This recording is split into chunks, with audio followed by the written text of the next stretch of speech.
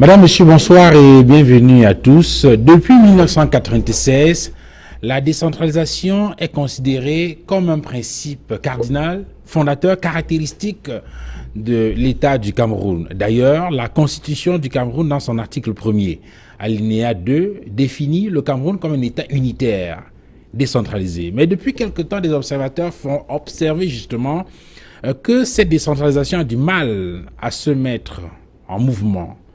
Dernier cas, dernière illustration, la décision prise récemment par le Premier ministre en rapport avec la gestion des marchés, une décision qui a suscité un tollé et qui donne lieu à moultes interprétations. Et la question donc c'est, qui gère donc les marchés au Cameroun? De façon globale, où en est-on avec la décentralisation depuis 1996? Et bien évidemment, quel est le taux de chargement de cette décentralisation pour emprunter au langage informatique? Y a-t-il un logiciel, si oui, lequel, qui permettrait de booster la décentralisation dans notre pays? 230 le débat ouvre justement le débat ce soir. Merci madame, monsieur de nous recevoir chez vous.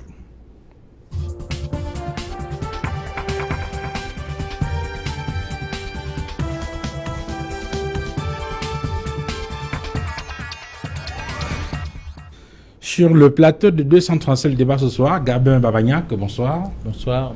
Merci d'être venu. Tout le plaisir est le mien de me savoir aujourd'hui sur vos plateaux. Vous êtes expert en stratégie de développement, vous êtes enseignant, chercheur, et vous êtes également, j'ai failli dire, vous avez une voix qui compte en ce qui concerne les questions de décentralisation. J'ai failli dire expert en décentralisation, puisque vous avez commis plusieurs ouvrages. Le dernier en date, c'est Développement et collectivité territoriale. Enfin, de façon ramassée, c'est ça le titre de l'ouvrage, paru aux éditions L'Harmattan en 2015. C'est bien cela? Tout à fait. Merci donc, Gabin Babagnac, d'avoir fait le déplacement de Douala. Donc, pour cette émission. J'introduis également sur ce plateau Abel Limbi-Lobé. Bonsoir. Bonsoir. Merci d'être venu. Merci aussi pour l'invitation que vous m'avez accordée pour réfléchir un peu sur cette question qui est de plus en plus centrale, serait-ce que eu égard aux problèmes que la ville de Douala traverse en ce moment. Bon, on va pas se limiter au cas de Douala, on va parler également de la décentralisation de façon globale dans notre pays. Merci. Abel Limbi-Lobé, vous êtes conseiller municipal le SIF à la mairie Douala 5, vous êtes membre du National Executive Committee USDF et secrétaire national adjoint numéro 1 en charge de la communication. Bien évidemment, il faut ajouter que vous êtes chimiste de formation. Et on peut ajouter... Enfin, je vais me limiter à cela. Merci en tout cas d'être venu sur ce plateau. Mongwa Taïdou, bonsoir. Bonsoir Duval, bonsoir aux copanélistes. Vous avez certainement remarqué que je suis en tenue de mon parti. Bon anniversaire. Parce que l'UDC est engagé en 2016 à une série d'activités pour commémorer son 25e anniversaire. Vous avez certainement dû apprendre que le président national de l'UDC était face à la presse lundi pour pouvoir décliner les différentes activités dont le clou sera connu les 8, 9 et 10 au Palais de Congrès. Donc c'est pour cela, en dehors des copanélistes, je salue les militants de l'UDC, les nombreux téléspectateurs d'Equinox Télévision et surtout nos camarades de l'extrême nord avec qui j'ai échangé quelques instants avant d'entrer dans ce studio.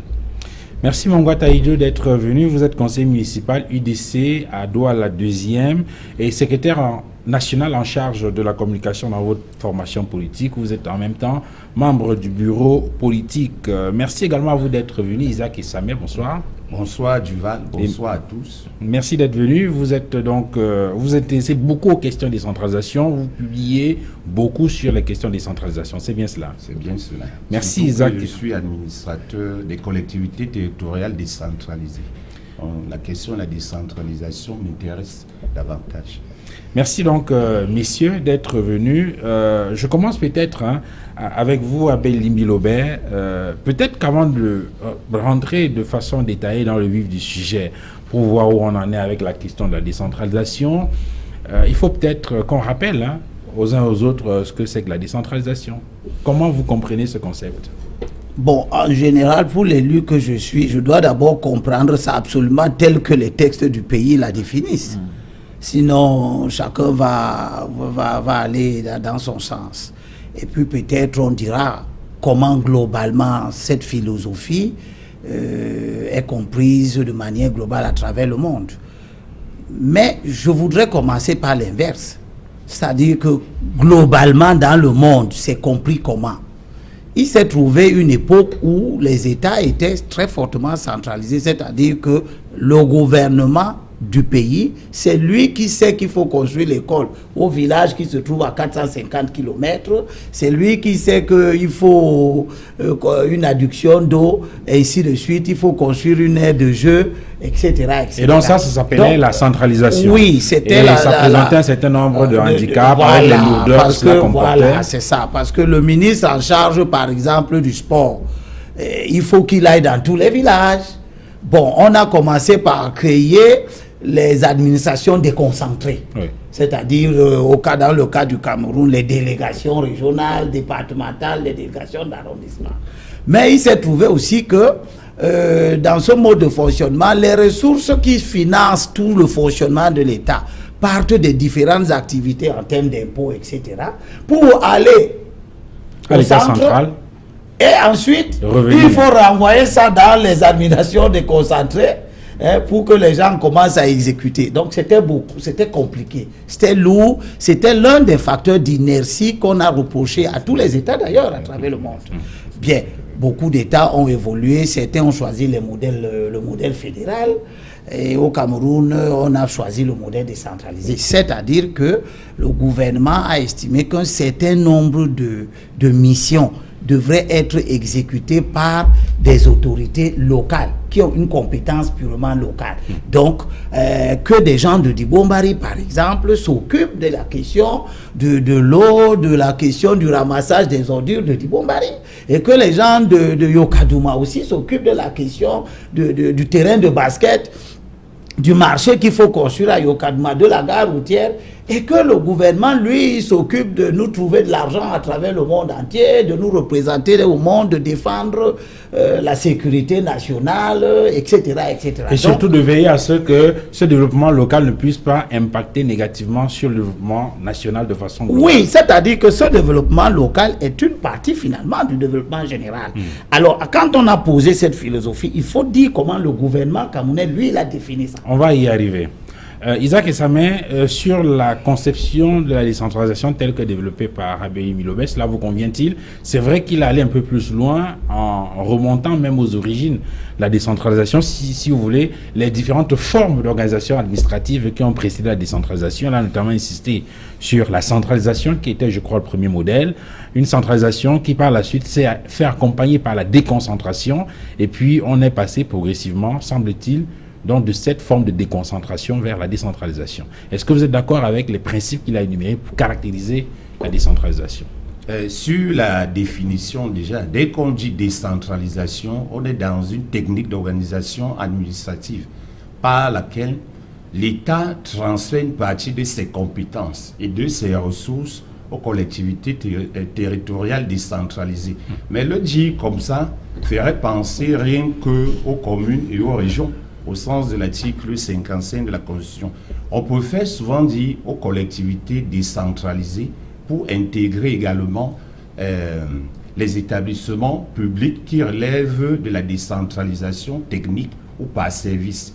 Parce que ces établissements-là vont bénéficier d'une autonomie de gestion, également d'une autonomie financière, même si les dirigeants seront nommés. Bon, maintenant, pour les populations locales, il est mieux de regarder la décentralisation territoriale. Et de ce point de vue-là, on comprend, comme l'a dit le grand frère tout à l'heure, que l'État dit « je ne peux pas efficacement être partout à la fois, et réussir, oui, justement, et réussir mon action. Et donc, je vais confier, associer les populations locales à la gestion des affaires locales, d'où justement le concept d'affaires locales, le concept d'intérêts locaux aussi. Mais maintenant, pour le Cameroun précisément, l'idée de la décentralisation, c'est depuis 1914. Parce que lorsque la première guerre éclate, il y a les Français et Anglais qui vont arriver. Et les Français et les Anglais vont instituer le système d'indirect rule, c'est-à-dire l'administration indirecte. Et qui s'appuie sur les chefs indigènes, les chefs locaux. Effectivement, c'est à la différence du système direct français, où vous avez pratiquement tous les Français à tous les postes. Effectivement, qui est allé jusqu'en 1941, parce que les Anglais, dès 1914, avaient déjà pris un certain nombre d'ordonnances.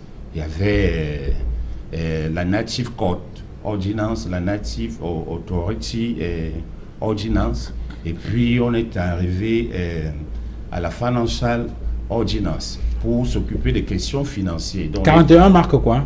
41, c'est la création des premières communes dans la zone francophone. Parce que les premières communes, au sens propre du terme, dans la zone anglophone, c'est en 1922.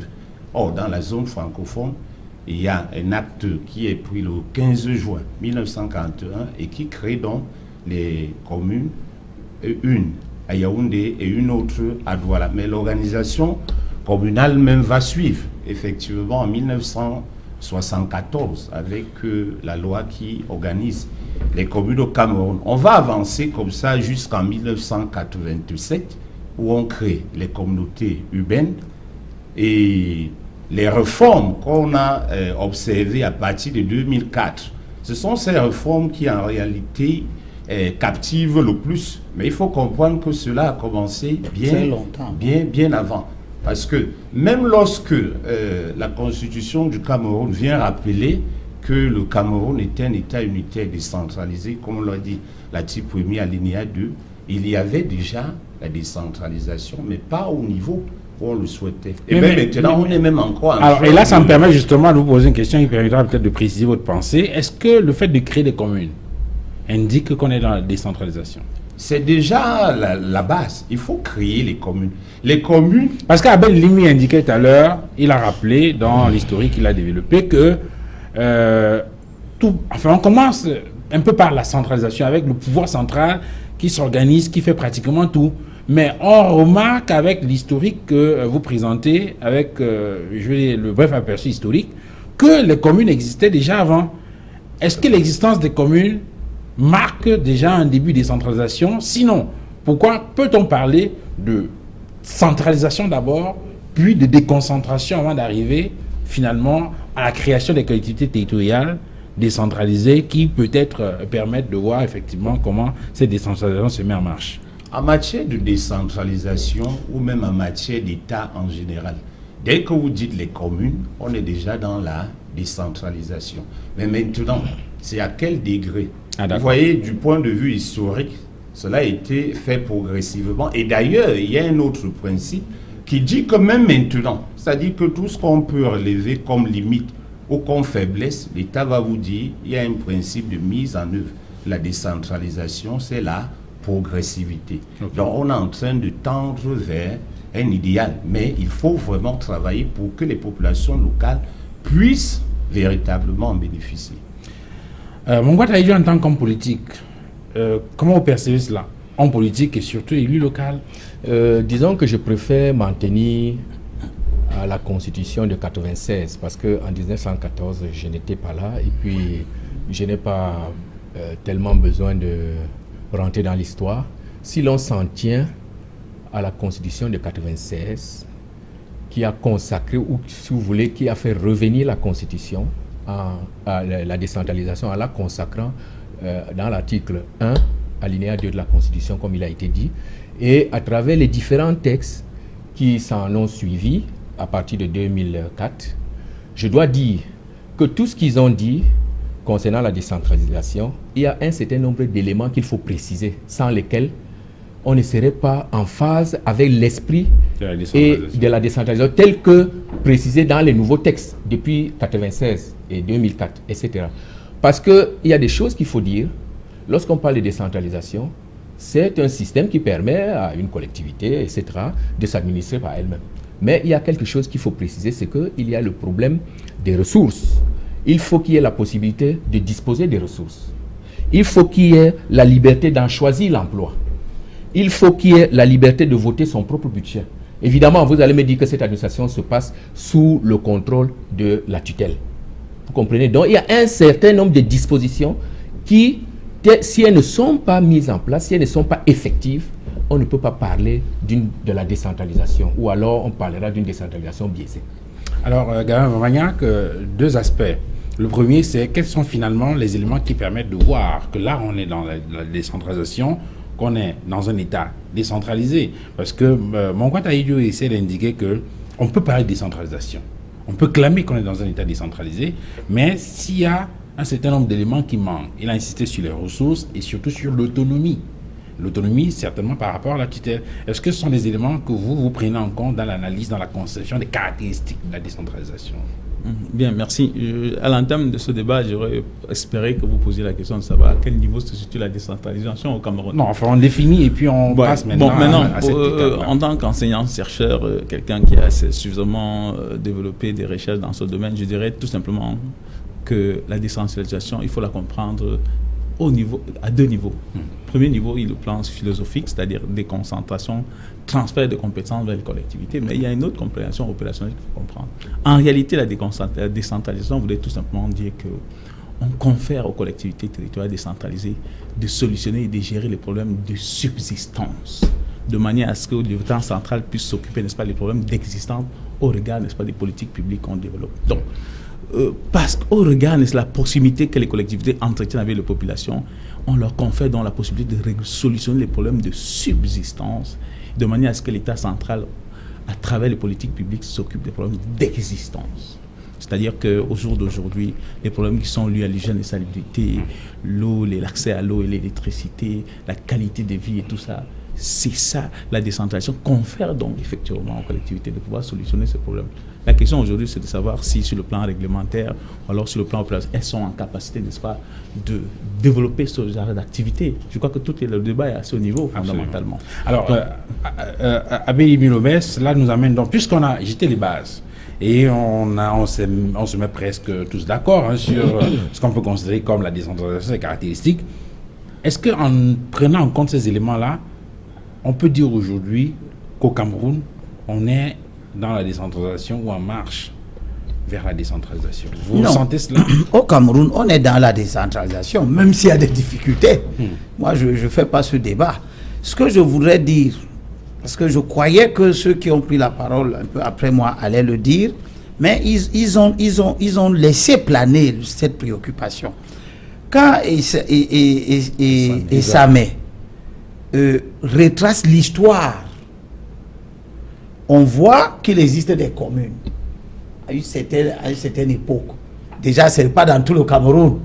Pas du tout. Bon, on a Douala, on a Yaoundé, puis peut-être plus tard, et en 1974, on a un régime qui commence avec les communes rurales, communes de plein exercice et tout ça. Ce qui est important, c'est de se poser la question, est-ce que le régime de 1974 là, qui crée par exemple les communes de plein exercice, les communes mixtes rurales et tout ça, c'était la décentralisation ou pas? C'est important de se poser cette question.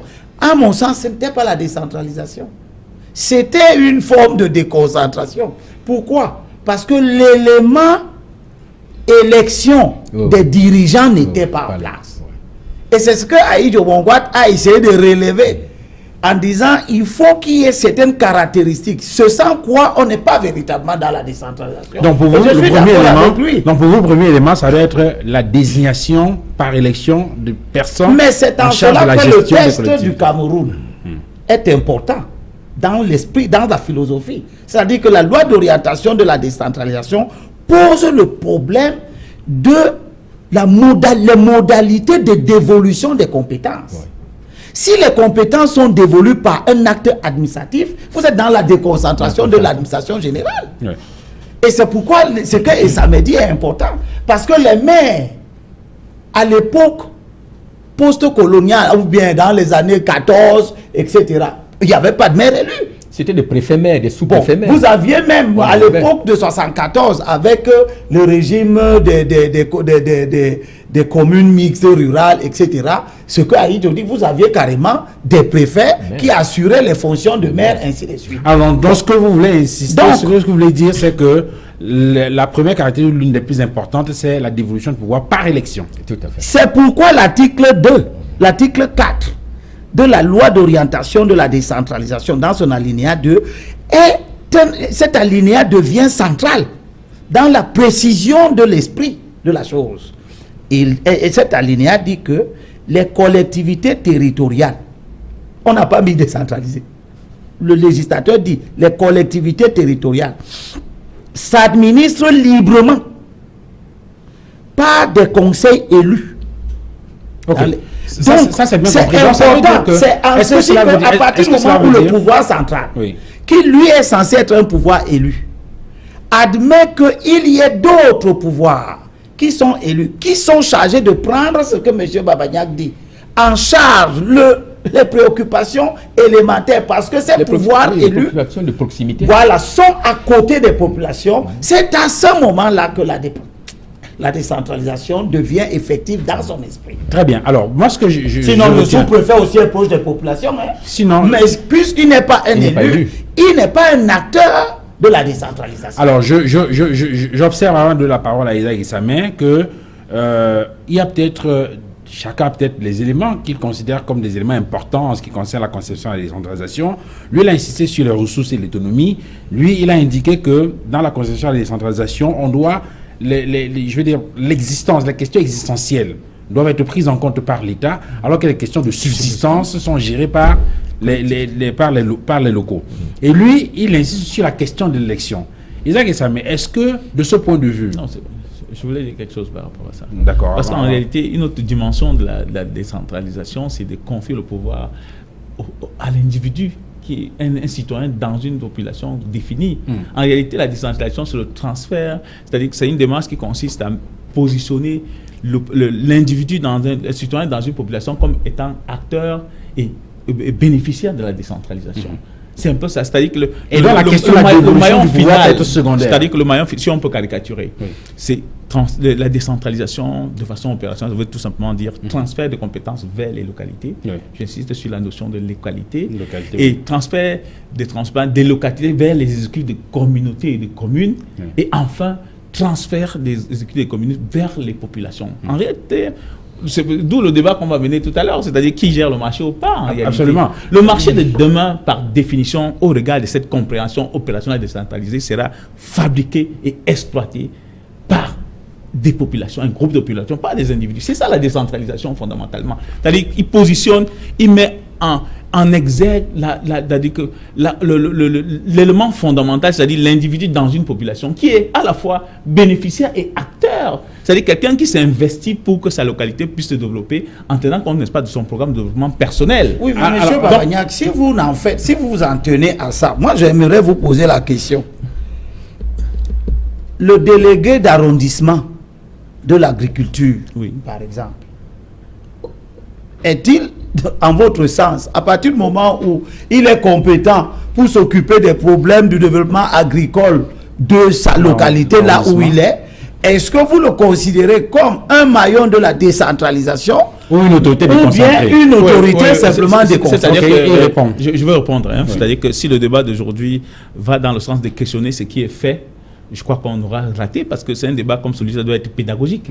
Voilà, c'est-à-dire qu'on doit dire que ce qui doit être fait, pas ce qui est fait, ou alors ce qui est susceptible d'être fait, fondamentalement. Nous sommes dans la pédagogie. On parle de dessin, c'est une stratégie de développement. C'est l'axe, c'est-à-dire que c'est une démarche, quelque chose de très important pour le développement de l'émergence du Cameroun. Alors, donc, de mon point de vue, ici, là, dans ce plateau, on doit indiquer que ce qui doit être fait, pas ce qui est fait et ce qui est susceptible de faire. Sinon, on va s'égarer fondamentalement. Parce que à partir du moment où on reconnaît qu'il y a tellement d'insuffisances et de manquements au niveau de l'implémentation de la décentralisation, ici dans ce plateau, on doit agir dans le sens un peu plus, on doit être des pédagogues, c'est-à-dire renseigner les populations. Parce que vous allez voir, M. Limbi a posé un problème très fondamental. Parce qu'en réalité, au jour d'aujourd'hui, les dépréciations, les manquements qu'on connaît au niveau de la décentralisation sont liés à la qualité de la démographie dans notre pays. Très bien. C'est-à-dire, il est question pour nous de mettre en exemple, d'indiquer et de donner la posture de l'électeur et de l'éligible. C'est en cela, à ce haut niveau, à ce haut niveau se trouvent les difficultés qu'on a à l'implémentation de la décentralisation. On arrive sur ces difficultés-là. Alors, Isaac Issamé, dans le développement qui est fait par les deux derniers intervenants tout à l'heure, on semble percevoir justement où se trouve la difficulté. Enfin, je ne sais pas si c'est la même chose que vous voyez au Cameroun. Si on prend le cas de Douala où nous sommes, vous avez des communes. Vous avez au sein des communes des conseils municipaux. Vous avez des exécutifs communaux qui sont patrouillés, qui sont dirigés par des maires, qui sont élus. Mais en même temps, vous avez un super maire qui est le délégué du gouvernement auprès de la communauté urbaine de Douala. Est-ce que ce super maire peut être considéré, tel qu'il a été institué, peut être considéré comme une forme de déconcentration? Est-ce qu'il ne dénature pas la conception, la compréhension de la décentralisation? Il faut rappeler que historiquement, on ne va pas insister dessus, il y avait déjà les maires élus et il y avait les maires nommés, selon l'histoire. C'est-à-dire qu'avant même 1974, on avait ces cas de figure-là. Donc la posture du délégué du gouvernement aujourd'hui peut être présentée comme un maire qui est nommé. Désigné. Oui, qui est nommé. Mais lorsqu'on regarde l'État, pourquoi l'État a choisi de nommer un délégué du gouvernement plutôt que de laisser les populations choisir un maire? Vous voyez dans le schéma de la communauté urbaine ne présente pas la même configuration que la commune. Pour avoir les grands conseillers au niveau du conseil de la communauté urbaine, il faut passer par les communes d'arrondissement. Donc on va prendre 5 Conseillers municipaux pour envoyer plus le maire de chaque commune. Alors, sur ce point de vue-là, est-ce qu'on aurait pu demander à ceux-là de désigner celui qui devait être à la tête de la communauté urbaine? Je crois que dans les calculs de l'État, parce que ici, il faut beaucoup plus regarder ça dans le sens de l'efficacité. L'État a décidé de décentraliser, c'est vrai, mais l'État met des garde-fous. Il ne faut jamais oublier cela. L'État met toujours des garde-fous, parce que ça peut se gâter à tout moment. Les communes sont des démembrements de l'État, tout comme les communautés urbaines. On parle d'autonomie et non d'indépendance. C'est un problème d'autonomie. On transfère les compétences. On vous dit, voilà ce que vous devez faire. D'ailleurs, au jour d'aujourd'hui, il y a 91% de compétences qui ont été transférées. Et le transfert de compétences ne signifie pas que l'État prend tout ce qu'il avait et transfère aux communes. Ce n'est pas ce que ça veut dire. Ça veut simplement dire que l'État a identifié une partie de ses compétences et a trouvé que les politiques nationales ne pouvaient pas résoudre le problème. Parce que quand la politique est nationale, elle ne tient pas compte des spécificités des localités. Alors, de ce point de vue-là, on peut permettre aux localités, en fonction du constat qu'elles font, d'identifier des problèmes, de proposer des solutions, de trouver des moyens. D'ailleurs, l'État transfère une partie. Mais le délégué du gouvernement n'est pas un super maire, puisqu'il y a un principe.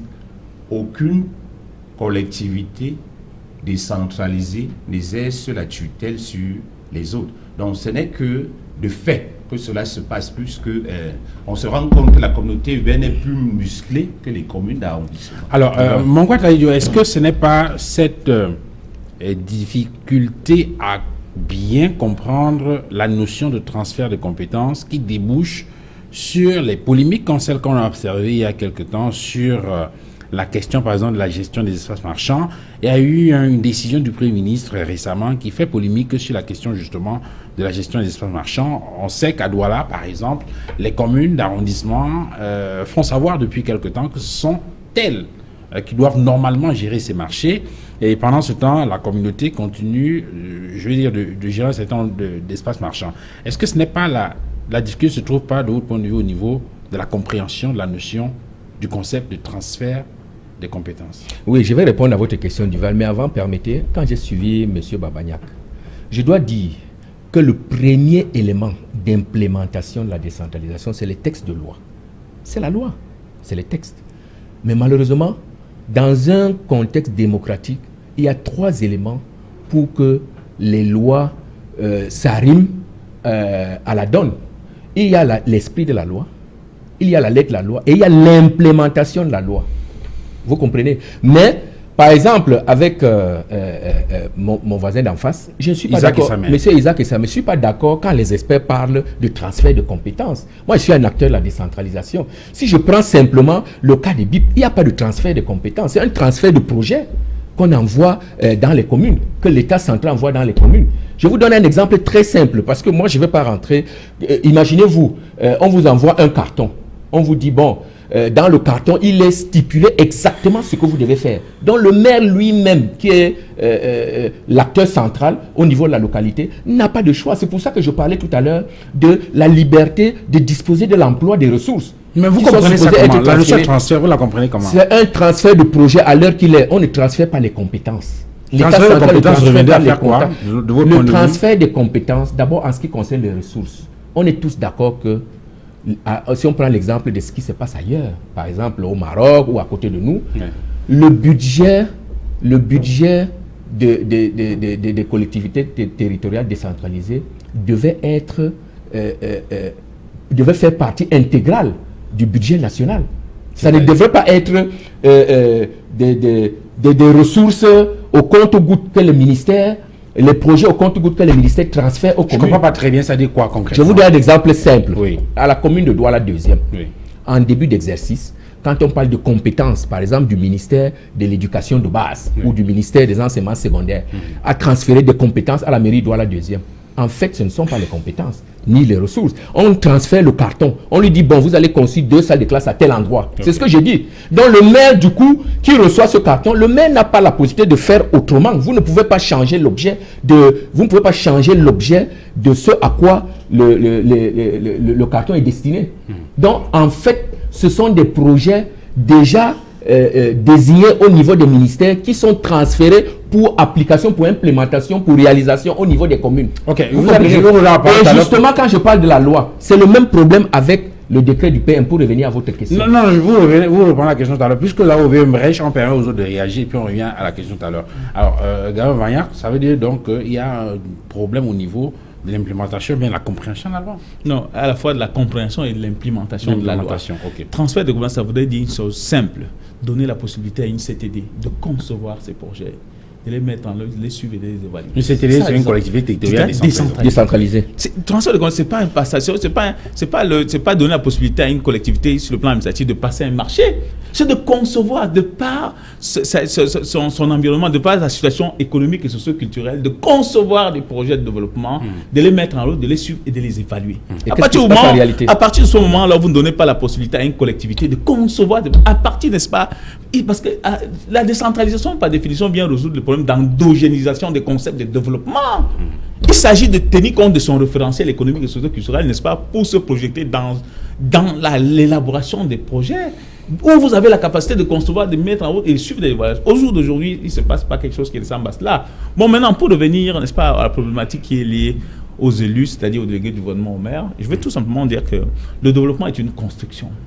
De mon point de vue, le rôle du délégué du maire, le rôle du délégué du gouvernement au jour d'aujourd'hui, dans certaines collectivités, dans certaines collectivités, c'est essentiellement un rôle d'encadreur, de facilitateur. Le développement étant une construction, je crois que l'État central, les gouvernants ont estimé que il était question quand même d'avoir un encadreur de proximité qui recadre un ensemble de choses. Parce qu'en fait, ce débat, il est, de mon point de vue, il est inopportun fondamentalement. Ce débat entre le leadership, entre les collectivités territoriales, enfin, les communautés et les communes. Parce qu'en réalité, qui gère une communauté urbaine?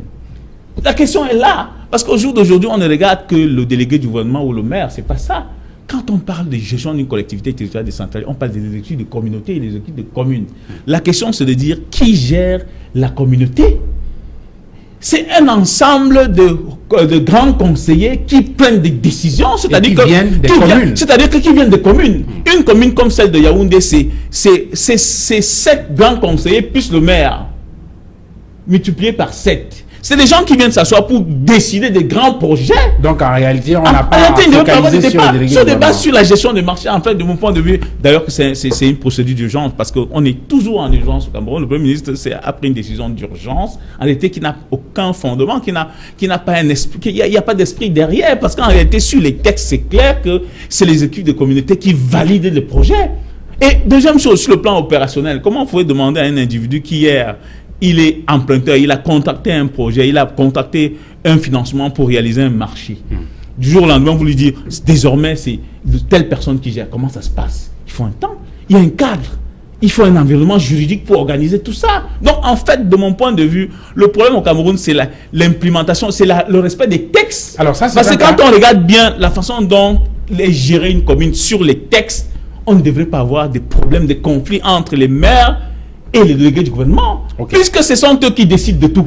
Ok. Alors, sauf que je reconnais quand même que, et là on va en venir, c'est tout simplement que aujourd'hui l'idéologie domine sur l'opérationnalisation. C'est-à-dire qu'au jour d'aujourd'hui, quand on regarde bien les insuffisances qui sont liées à l'implémentation de la décentralisation, on réalise que le parti au pouvoir, les élus du parti au pouvoir, ce sont eux en réalité qui freinent la décentralisation au nom, n'est-ce pas, du respect de la, c'est-à-dire, comment vous appelez ça, la discipline du parti. Parce que je vois mal un maire élu d'une localité poser des problèmes à un délégué du gouvernement nommé. Encore, je vois mal un maire revendiquer ses prérogatives et ses compétences auprès d'un département ministériel dont le ministre émane de son propre parti. Alors, Abbé Elimbi Lobé, vu sous cet angle-là, en réalité, on ne devrait pas se retrouver dans une situation où qu'on vit, par exemple, à Ville de Douala avec... on se souvient de ce texte qu'on s'appelait un mémo signé par les maires, exigeant la reconstruction des marchés gérés par la communauté aux communes, non? Bon, alors j'ai vraiment attendu. J'aurais voulu dire que premièrement, le fait que un délégué d'arrondissement d'un ministère n'a pas la latitude de définir une politique spécifique à l'arrondissement, c'est ça qui lui enlève son caractère d'administration décentralisée. Ok, bon, ce débat est évacué. Donc, il faut qu'on évacue ça pour ça. Or, et M. Babayak a bien fait d'insister sur le fait que la particularité de l'administration décentralisée, c'est qu'elle a la faculté, similaire à la faculté du gouvernement, de penser pour la nation, de penser pour la localité. Et l'exécutif communal, ou bien l'entité décentralisée, disons la commune qui est là, elle n'a pas une compétence seulement en agriculture, comme le délégué d'arrondissement, d'accord, d'un ministère. Le maire, lui, il a la compétence pour l'agriculture, pour l'élevage, pour tout. Donc, c'est un petit gouvernement local. C'est en cela qu'on doit entendre la décentralisation. C'est qu'on forme des petits gouvernements locaux, auxquels, comme disait Essamé, il faut donc une limitation, parce que si vous ne faites pas ça, le petit gouvernement local peut perdre la tête. Est-ce que cela est bien compris comme ça? C'est nous comprenons ça comme ça. Et tout le monde doit Est-ce que cela est compris comme ça par tout le monde? Oui. Maintenant, j'arrive. À ce moment où vient donc la difficulté. Maintenant, j'arrive. Je ne suis pas d'accord avec un discours qui se plaint d'un certain nombre de choses, par exemple, qui estime que les compétences sont transférées, mais on ne vous laisse pas. Non, ce discours n'est pas bon. Pourquoi? Parce que le texte est clair. L'alinéa 2 de l'article 15 de la loi d'orientation précise que les compétences transférées aux collectivités territoriales par l'État ne sont pas exclusives. C'est-à-dire que quand l'État dit que vous pouvez gérer, construire vos routes, cela ne l'empêche pas, lui, l'État, de construire aussi la route. L'État peut venir dans ma commune, construire une école. C'est pour ça qu'il vous envoie des BIP. Mais le fait qu'il vous envoie des BIP pour construire vos salles de classe ne vous empêche pas, vous, commune de la localité, vous-même de dire, si vous avez les moyens, je vais construire mon école. C'est ce que vous avez expliqué. Bon, vous revenez sur ce qu'a dit. Non, c'est pas la même chose. Parce que mon camarade se plaint. Et il y a un certain nombre de élus locaux qui semblent se plaindre de cet état de choses. Oui, mais puisqu'on a dit que la commune est considérée comme un gouvernement local. Oui. Mais ça n'empêche pas à l'État de continuer à agir sur un certain nombre de questions sur le plan local. C'est ça que je dis. Mais donc, je veux dire que ceci n'est pas une entorse à la décentralisation. Ce n'est pas du tout une entorse. Au contraire, si moi j'étais maire, je me réjouirais que pendant que je m'occupe de certaines questions de ma localité, que l'État m'aide à construire les salles de classe. Et donc, du coup, vous ne comprenez pas cette préoccupation? Je dis même que c'est un débat de mauvaise aloi. Je reviens spécifiquement dans le cas de Douala, puisque les autres ont déjà ouvert ce débat. Je dirais comme M. Babagna que c'est un débat de mauvaise aloi. Pourquoi?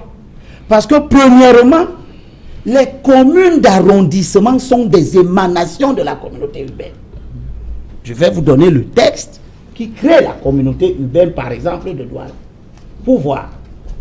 Voilà le texte qui crée le décret 87-13 1366 du 24 octobre 1987. Vous n'avez pas lu le texte? Non, non, non, un alinéa portant création de la communauté urbaine de Douala. On dit, il est créé dans alinéa premier, article 1er, il est créé dans l'agglomération de Douala une collectivité publique décentralisée dénommée communauté urbaine de Douala. Les limites territoriales de la communauté urbaine de Douala, dont le siège est fixé à Bonanjo, sont celles de l'actuel département du Vouri. Alinéa 2, et je m'arrête là. C'est pour dire La communauté urbaine de Douala est composée des communes urbaines d'arrondissement créées par le présent décret et dénommées ainsi qu'il suit. Commune urbaine d'arrondissement de Douala premier, etc., etc., etc. Donc, les communes urbaines d'arrondissement sont exactement comme les membres de notre corps, qui sont des morceaux de notre corps, qui ne se substituent pas à la communauté urbaine, qui est une structure de rang supérieur chargée de tenir toutes ces communes-là dans le cadre de l'harmonie de la vie. Donc, à ce niveau, à quel niveau se trouve dans la difficulté de votre Oui, non, je vais dire deux choses. En fait, il faut qu'on évite l'amalgame. Quand j'ai dit, parlant s'agissant des salles de classe, ça ne veut pas dire que la commune d'arrondissement de Douala 2e ne construit pas des salles de classe ou n'aménage pas ou ne réhabilite pas les salles de classe sur le budget de la commune. Je dis simplement que c'est un abus de langage de parler de transfert de compétences. On ne transfère pas les compétences, on transfère les projets, point. Je n'ai pas dit que la commune de Douala 2e attend que l'État lui envoie les ressources pour pouvoir construire les salles de classe. Monsieur le conseiller, je n'ai pas bien. Non, je voudrais que vous m'expliquiez. Je dis que, s'agissant du BIP, je dis que s'agissant du BIP, oui, avec le transfert des cartons, il ne s'agit pas des compétences, c'est ce que je dis. Il s'agit de projets qu'on transfère, ce ne sont pas les compétences. Oui, je suis d'accord avec vous, mais est-ce que c'est une annonce à la décentralisation? Monsieur Elimbi, je crois que vous n'êtes pas modérateur. Hein. Non, je voudrais qu'on parle. Si vous voulez, on va arriver tout à l'heure aux obstacles à la décentralisation. Alors, je crois qu'on n'en est pas encore là. Nous sommes en train d'examiner les contours de l'implémentation de la décentralisation, je crois, sauf si je ne suis pas sur le plateau. Maintenant, s'agissant justement des marchés de Douala, il y a une erreur quand j'ai entendu M. Babagna dire des choses là. Je me suis rendu compte que lui-même est... Bon, je peux me tromper, mais je me suis rendu compte que lui-même, il y a certaines réalités qu'il ignore. Parce que c'est le discours qu'on nous tient, notamment les fonctionnaires et les responsables, ceux qui sont contre le décret du Premier ministre. De manière historique, la communauté urbaine n'a pas construit ni le marché central de Douala, ni le marché Madagascar. Parce que le marché Madagascar a été construit dans le cadre, avec un financement suisse, dans le cadre d'un partenariat entre le gouvernement camerounais et la République helvétique. Maintenant, s'agissant du marché central de Douala, ça a été construit par l'État en 1981, lorsque M. Paul Biya, Premier ministre de la République du Cameroun, venait inaugurer le marché central de Douala. La communauté urbaine n'existait pas encore. La communauté urbaine ne détient aucun titre de propriété sur le marché central de Douala. Moi, je vous le dis. Parce que nous sommes les victimes du marché central de Douala. Nous avons été déguerpis. Ça s'appelait marché Lagos. Vous comprenez? Nous habitions à l'intérieur de ce marché. Donc, même les équipements marchands, la communauté urbaine, puisque à l'époque, la commune urbaine était seule. Le délégué s'appelait M. Michel Epé, paix à son âme. Ils n'ont reçu qu'un mandat administratif. Administratif, je vous dis. Vous pouvez aller le vérifier. Ils n'ont aucun titre de propriété. Ils n'ont contacté aucun emprunt. Parce que c'est un peu ce qu'on essaye de nous dire. Qu'il faut laisser le temps à la communauté urbaine pour pouvoir rembourser les emprunts qu'ils auraient contactés et tout. Non, ce n'est pas vrai. Voilà la réalité. Donc, et c'est pour ça que je parlais donc des textes. Pour dire que j'ai parlé de trois conditions. Il y a la lettre, il y a l'esprit, la loi et l'implémentation de la loi. Oui. Bon, il y a un décret du Premier ministre. Si vous voulez, avant le décret du Premier ministre de l'année dernière, il y avait la loi de 2004 qui était un peu équivoque. Vous comprenez? Qu'est-ce qui fonde donc cette exigence-là de façon précise pour que les spectateurs comprennent très bien?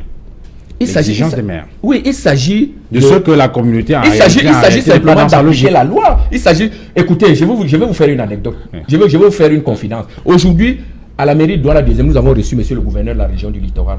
Quand il est arrivé, on lui a posé la question.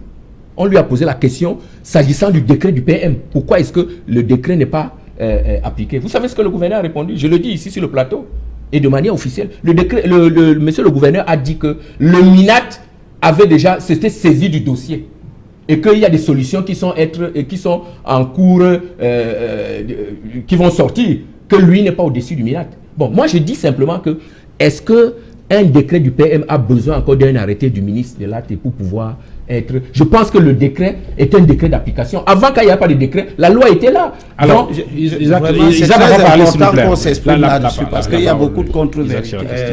Vraiment, il faudrait qu'on s'entende quand même sur un point. Il y a les lois. Vous lisez l'article 15 de la loi de 2004, 18. Ça dit... C'est quoi que j'ai là? Les marchés peuvent être conçus, gérés, entretenus par les communes. L'article 110 du même texte dit que dès la création de la communauté urbaine, les équipements marchands, vous voyez, donc même la communauté urbaine s'occupe des marchés. Et pendant longtemps, le problème ne s'est pas posé. D'où vient-il que subitement le conflit naît? On a découvert la loi. Oui, on a découvert la loi, mais il faut donc appliquer la loi. Je vais répondre à votre question. Si on a découvert la loi, elle dit, dès qu'on crée la communauté urbaine, elle gère les marchés. Mais on crée aussi les communes.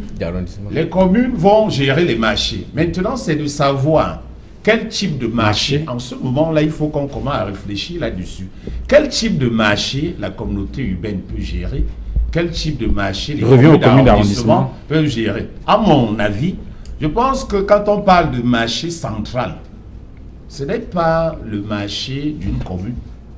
Le marché central de Douala. Même si c'est dans la commune, Douala. Même si c'est dans la commune. Donc, vu sous cet angle-là, le marché central devrait être géré par la communauté urbaine.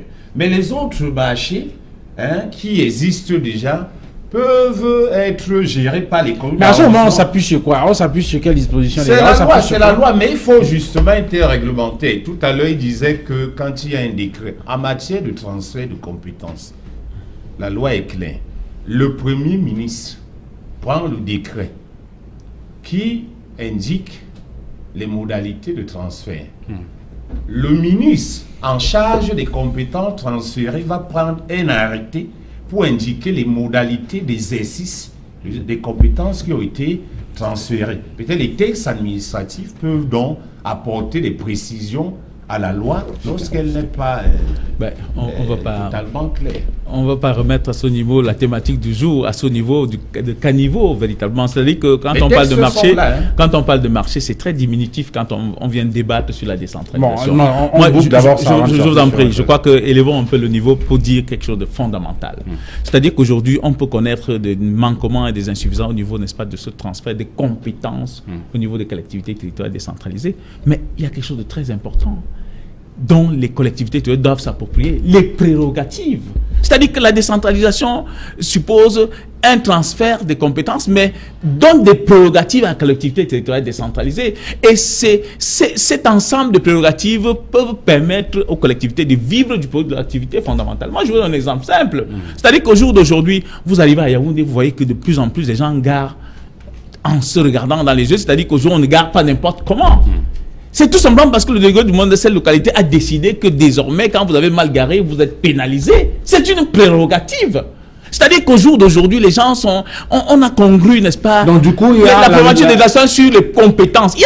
C'est-à-dire que la loi de 2004 confère aux collectivités territoriales décentralisées un ensemble de prérogatives qui leur permettent, n'est-ce pas, d'apporter une plus-value à l'économie de leur collectivité, de générer des ressources fondamentalement parlant.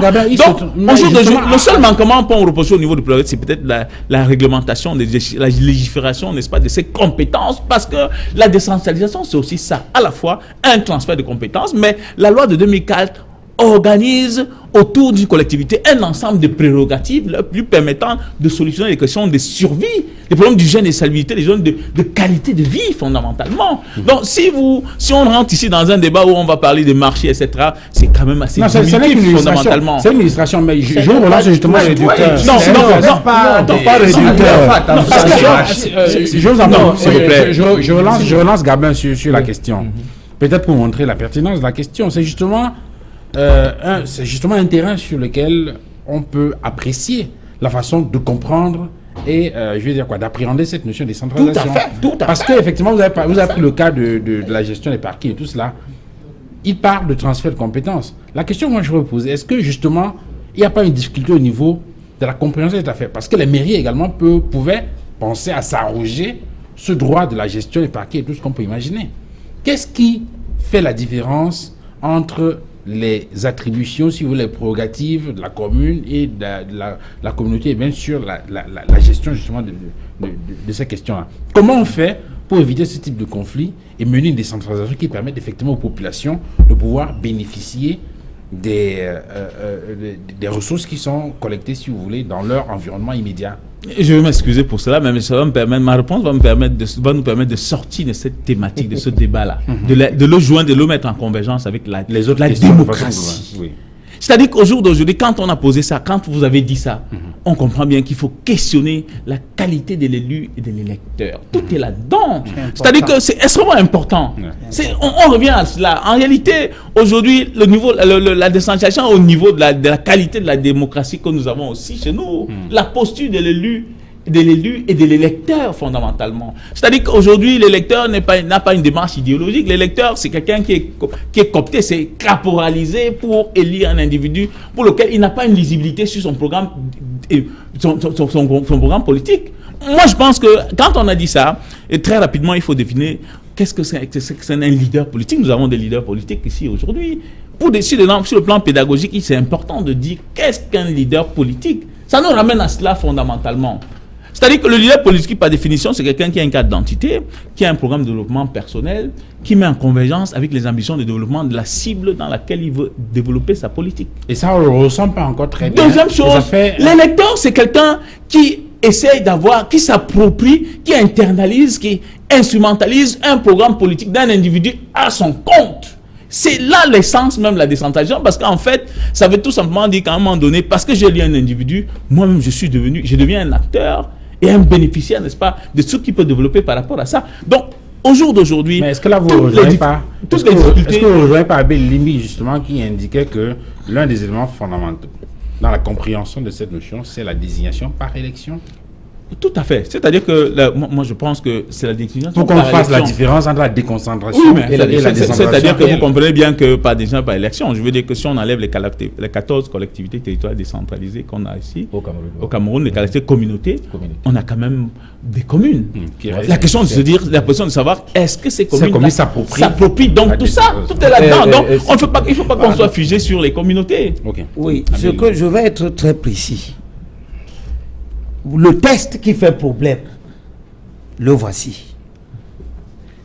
Il s'appelle modalité d'exercice de certaines compétences transférées par l'État aux communes en matière de commerce. Donc c'est l'État qui a des compétences et qui les transfère. Oui. C'est de ça qu'il s'agit. Donc premièrement, je m'arrête au titre de ce texte. L'État ne peut transférer qu'une compétence qu'il a. Si l'État gérait un marché, il peut donc dire que dorénavant, ce marché, toi, tu vas le gérer. Mais si l'État ne gérait pas un marché, il n'a rien à transférer. Il peut écrire son texte, mais opérationnellement, rien ne sera transféré parce qu'il ne gérait pas. L'article 13, qui semble alimenter cette controverse, il dit ceci. La commune gère les marchés installés sur son territoire. Mais les marchés de qui? Le marché que l'État gérait. Si un marché est installé sur ton territoire et que l'État ne le gérait pas, tu n'as rien à réclamer. Ensuite, j'ajoute que les communes d'arrondissement, quand le texte parle de commune, il parle d'une entité bien spécifique. Quand vous parlez de commune d'arrondissement, vous êtes dans un régime spécial. Vous n'êtes plus dans le régime ordinaire. Et pourquoi il faut souligner ça? Parce que la communauté urbaine et les communes d'arrondissement ne doivent pas interpréter les textes exactement de la même manière. Voici ce que l'article 124 de la loi fixant les règles applicables à ces communes-là dit. La création d'une communauté urbaine emporte le transfert des compétences et des ressources à la dite communauté urbaine par les communes d'arrondissement. la commune de Mbanga ne transfère ses compétences à personne parce que c'est une commune. La commune de Douala 2 transfère ses compétences à la communauté urbaine. C'est ce que dit la loi.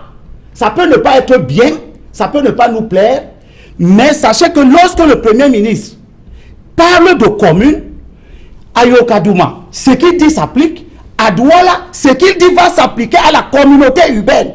Parce que c'est elle qui a récupéré les compétences des communes d'arrondissement et les ressources des communes d'arrondissement.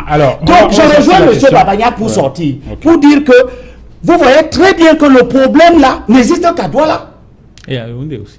Le problème, il n'y a aucune querelle à Yaoundé. Vous connaissez la querelle des transferts de compétences à Yaoundé? Oui, Yaoundé 2 et la communauté urbaine pour le marché central de Yaoundé. Bon. Donc, moi je viens d'apprendre ça parce que depuis que je suis ça, je constate que dans les autres communautés urbaines, les choses semblent être parfaitement bien comprises. Pourquoi? Parce que ce que Babagna est en train de dire prend son sens, le facteur humain. Quand vous avez des élus et c'est pourquoi il parle de prérogatives. Vous avez des communes... Non, je sors, s'il te plaît, c'est important. Les communes d'arrondissement de Douala, aucune ne crée rien du tout. Elle ne crée pas des écoles, elle ne crée pas de parcs, elle ne crée pas de marché. Elles s'en vont discuter les marchés sous le prétexte que la communauté urbaine, le marché a été créé. Elles ont des moyens, c'est les communes. On revient sur les moyens tout à l'heure. Je finis. Vous me dites moyens? La commune, on revient sur la question. La commune de Douala 2 a quel moyen par rapport à la commune de Béa? Où on a construit des centres commerciaux. Allez voir à Béa comment le maire de Béa, Belamoké, a construit des centres commerciaux avec une commune qui a 2 fois moins de budget que les communes d'arrondissement de Douala, qui ne crée rien du tout. C'est moi le modérateur, je crois. Alors. Ok, donc vous attendez que je donne la parole, s'il vous plaît. Mon côté Aïdjo, il semble justement qu'il y a un problème au niveau de la compréhension de ce texte du Premier ministre. Vous, comment vous le comprenez? Oui, je vais dire 3 choses. Premièrement, avant de commencer, je souhaite que M. Elimbi prenne l'exemple de la commune de Douala 5e. Quand il parle des communes d'arrondissement de Douala 2e. Parce que non, vous n'avez pas la parole, s'il vous plaît. Tout à l'heure, lorsque vous parlez, je me situe. Parce que la commune de Douala 2e a des problèmes spécifiques, notamment les problèmes fonciers. Donc, il faut rester tranquille. Pour répondre à votre question, moi, je ne suis pas d'accord avec M. Babagna quand il dit que les problèmes des marchés sont périphériques. Ce n'est pas parce que vous avez plusieurs potentialités, plusieurs possibilités, que lorsque vous avez une attribution que la loi vous confère, vous allez dire que non, c'est périphérique, c'est pas important, vous allez vous concentrer sur les choses plus importantes. Non, le problème c'est de respecter la loi. Tout à l'heure, lui, il a dit, non, tout à l'heure, lui, il a dit que s'agissant des autres marchés, la communauté urbaine pouvait s'en départir, mais s'agissant du marché central, ça n'appartient pas à Douala 2e. Je dois lui rappeler que les marchés qui sont querellés à Douala, il y en a 16. Il y en a 16, je les ai ici. Et ça s'étend sur tous les arrondissements, de Douala 1er jusqu'à Douala 5e. Ce n'est pas seulement le problème de Douala 2e.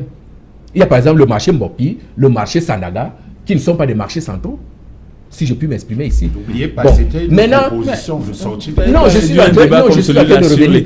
Mais non, pour nous, c'est important. Pour nous qui sommes des élus locaux, c'est important parce que si on ne s'entend pas sur le minimum, on ne peut pas avancer. Ce sont les blocages. Ce sont les blocages que nous connaissons dans l'implémentation de la décentralisation. Il y a 3 objectifs. On ne doit pas oublier les objectifs majeurs de la décentralisation. M. Babagna a essayé de soulever. Mais pourquoi le scandale qui s'est passé à l'hôpital? Il y a la gouvernance locale. Il y a la gouvernance locale. Pourquoi le scandale? Il y a la démocratie à la base. Il y a la promotion du développement local. Vous comprenez? On ne doit pas occulter ça. Mais lorsque la communauté urbaine, qui de manière pratique n'a pas de territoire, je prends l'exemple. Ah non, ça je ne peux pas vous le dire. Je n'ai pas fini. C'est complètement fait. Je n'ai pas fini. Comment le décret vous dit que son territoire c'est le département. Je n'ai pas fini. Et vous dites qu'elle n'a pas de territoire. Peut-être qu'ils finissent. Non, vous devez retirer ça, monsieur, mon conseiller. Ce n'est pas vous qui pouvez dire que la communauté urbaine n'a pas de territoire. Allez-y, finissez, mon gars. On vous écoute plus. Je peux. Allez-y. Je peux maintenant. C'est moi qui modère le débat. Ce que je voulais dire, c'est que depuis que la communauté urbaine gère le marché central, vous avez fait un tour là-bas au marché central pour voir ce qui se passe depuis les derniers incendies. Vous avez vu comment c'est géré, comment la voie publique est bloquée, comment est-ce que les boutiques sont sur le goudron au marché central, parce que vous semblez dire là que vous saviez montrer l'incompétence congénitale des communes d'arrondissement à gérer les marchés. ou alors à s'occuper des populations. C'est ce que vous semblez dire. Hein?